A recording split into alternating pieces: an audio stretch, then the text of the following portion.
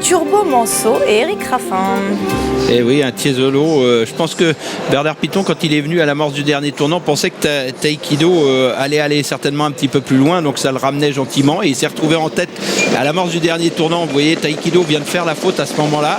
Malheureusement pour ses preneurs et pour l'entourage d'Alain Roussel, on a vu qu'il commençait à se perdre un petit peu au niveau des postérieurs. 2-3 hésitations, il a pris le galop. C'en était fini de ses chances. Thésieux Josselin commence à avoir du mal un petit peu à suivre. Et puis dans le coup, Tiesolo se retrouve tout seul en tête dans le dernier tournant. Donc il a fallu assurer un peu le dernier tournant pour pas qu'il fasse la faute. Et après, il s'est montré très courageux jusqu'au bout, mais il fallait être très vigilant. Bernard Piton n'a pas arrêté sa vigilance tout au long de la ligne droite. Et il a fallu qu'il se montre très fort pour repousser l'attaque de 13 de Fab, qui n'a pas démérité, qui est venu à ses côtés, mais qui n'a pas pu faire mieux. Turbo Manceau a mis du temps à trouver l'ouverture et il vient terminer correctement, mais qu'à la 4e place. Et on vous avait dit avant le coup, tout feu, deux parcours cette année et apparemment ça devrait être en progression. C'est ce qui. Regardez au niveau des postérieurs. La faute du numéro 15, vous allez voir. Là, hop, une hésitation, hop, une autre hésitation au niveau des postérieurs et hop, au galop. Le cheval a commencé à se désunir un petit peu, peut-être un petit peu. Il paraissait pas vraiment fatigué, mais vous savez, 2 fois à 8 jours, un grand cheval comme ça, manquant peut-être un petit peu de force, et avant le dernier tournant, il a commencé à se désunir un petit peu au niveau des postérieurs et ça n'a pas suivi, donc dans le coup, il a fait la faute. Et justement, Jean-François, au niveau des postérieurs, il était déféré. Est-ce que ça peut jouer ou on ne sait pas trop? Il n'y avait pas été avant, je pense pas. Mais bon, je sais pas, faut regarder s'il a des pieds blancs, s'il a les pieds plats. Ça, faut être entraîneur, faut l'avoir à la maison pour le savoir. Mais c'est peut-être pas une impossibilité qu'il commençait à avoir mal un petit peu au niveau des postérieurs, mais je pense peut-être un petit peu la fatigue quand même. En tout cas, la victoire est revenue au numéro 13, Tiesolo, et c'est Bernard Piton qui sort gagnant. Ouais, Bernard Piton qui souffle un peu, il vous a embêté pendant le premier tour de piste, Bernard. Ah ouais, en réalité, il m'a fait que la ligne droite d'en face où que j'étais en sécurité, sinon j'ai jamais été en sécurité. Je sais pas pourquoi il fait ça, c'est dommage parce qu'il a du potentiel. J'espère qu'avec l'âge ça va venir gentiment. C'est au niveau de la piste peut-être, non? Oh non, c'est pas au niveau de la piste, non, c'est un petit cheval qui est loulou, qui est compliqué, on a du mal avec.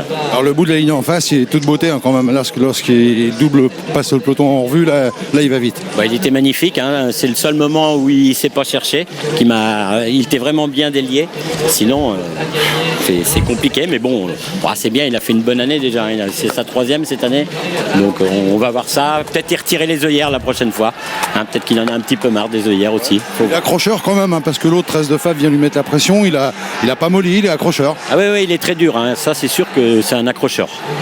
Allez, bravo Bernard. Et messieurs, en plus, si jamais ce Tiesolo prend les choses du bon côté, c'est un cheval qui, à l'avenir, pourra être allégé, en tout cas dans le harnachement. On a vu, il a les oreilles bouchées, il a le bonnet.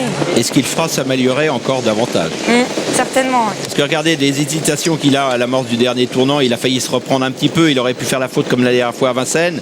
Bon, il est collé un petit peu sur la barre d'encolure, il a le bout du nez un petit peu encore à droite dans le tournant, donc Bernard tient tout sur la reine de gauche, sur la main gauche, et toute la ligne droite, même s'il le sollicite, il est avec, vous voyez les mains un petit peu écartées pour avoir le menage le plus au contact dans la bouche possible, d'avoir le plus de ressort dans les mains possible, et vraiment il contient l'attaque de l'autre tout en essayant de le conserver au trot, quoi. Donc du beau menage, du beau sport. On voit que c'est quand même pas un métier facile tous les jours et que même avec des chevaux avec lesquels on gagne, il faut être très très vigilant et très à l'écoute de son cheval.